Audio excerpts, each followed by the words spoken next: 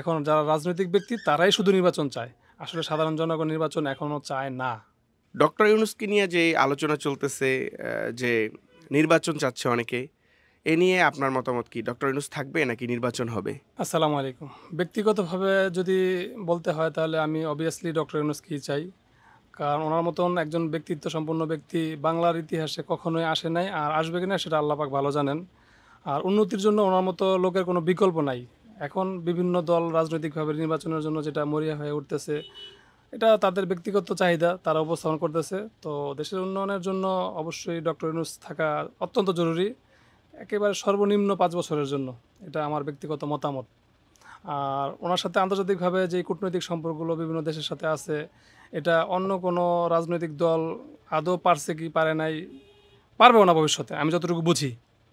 আমার ছোটবেলা থেকে আমি এরশাদের রাজনৈতিক আমল দেখি নাই। বিএনপি দেখছি, একাধিকবার আওয়ামী লীগ দেখছি। তো দেশের উন্নয়ন কখনোই হয় নাই। কখনোই আমি আমার দৃষ্টিতে দেশের উন্নয়ন দেখিনি। যেটা এখন কিছুটা লক্ষণ দেখতেছি আমি। আর সাধারণ মানুষের মধ্যে অনেকেই মনে করে যে যেমন ছিলাম এখন তো তার চাইতে খারাপ আছি। তো অ্যাকচুয়ালি যুদ্ধের সময় দেশ বিধ্বস্ত হয়ে যায়।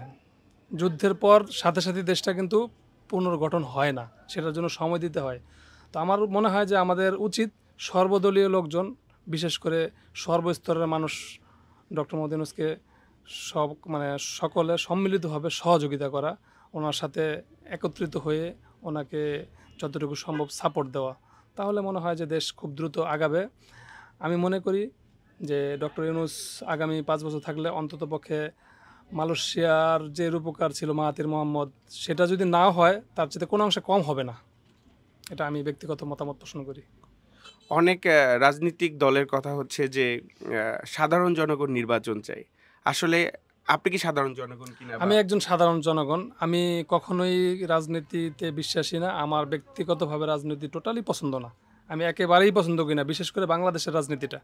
এটা আমি টোটালি পছন্দ করি না। এটা নোংরা নীতি। তো এখানে আমি যেহেতু সাধারণ মানুষ, আমার সাথে চলাফেরা ম্যাক্সিমাম সাধারণ মানুষেরই হয়। আমজনতা যাকে বলা হয়।